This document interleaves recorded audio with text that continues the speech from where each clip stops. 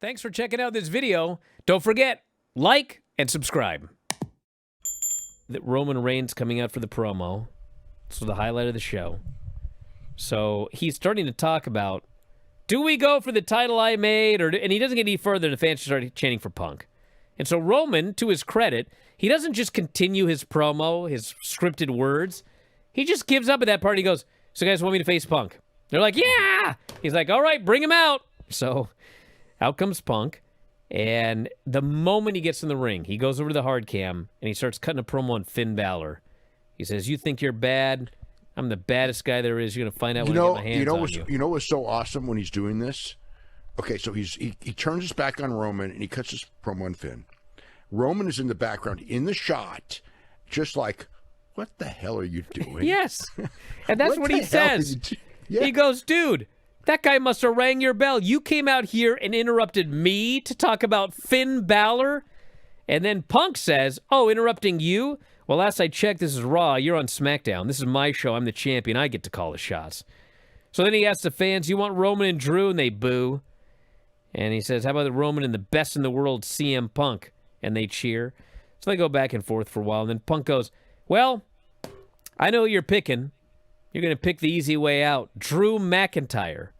Oh, the entire promo, every single aspect of it, led you to believe that he was going to pick CM Punk. Yes. And then Punk says, you're going to pick Drew McIntyre. When it's like so clear that he's not. Roman goes, are you crazy? Drew is the easy way out. Phil, he says, he's 4 times bigger than you. The last time you wrestled, he had you crying over a little plastic bracelet. That you still have on. Yes. And Punk says, well, when I was done with Drew, they ran out of staples putting that guy back together. I'd put him in the dirt in Hell in a Cell. And Roman says, take a number. I beat him for 3 years straight. And Punk says, you and how many cousins? Roman goes, don't talk about my family. So then Punk does this big speech about how, you think that you're the reason I'm in the spot here. Well, you manipulate everyone into thinking that you carry this place on your back.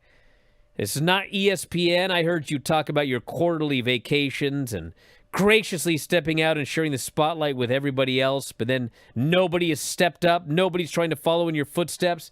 He goes, I was champion for 434 days with Paul Heyman on my side. Does that sound familiar? You followed in my footsteps. You are a box office main eventer. You've earned your right to call the shots, but you choose to be a part-timer. I went to 10 countries in 3 weeks. I choose to be a fighting champion, just like I chose to bring you and the rest of the Shield into this company, and you chose to follow in my footsteps. And Roman says, you made all those towns because you were on vacation for 10 years. He says, I didn't learn from you. Only thing I learned from you is what not to do. You wouldn't be here without me. 2 years ago, they wanted to bring you back. Do you know who they asked? They asked me. And I made a promise to Paul. I kept it. I did the best I could. But I'm never going to forget 10 years ago, you went on your best friend's podcast. You ran your mouth. You made my life harder than it's ever been. I let you back in, and what do? You screw me. You take my wise man. You tried to brainwash my cousins, and you tried to brainwash me. And at War Games, I shook your hand like a man.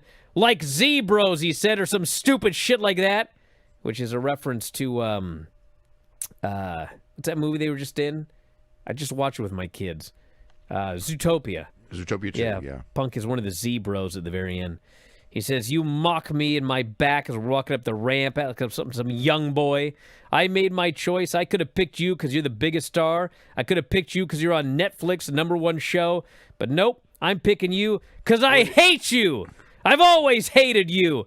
And at WrestleMania, it's going to be the best day of my life because in that main event, you will acknowledge me. And some lady screamed when he said that.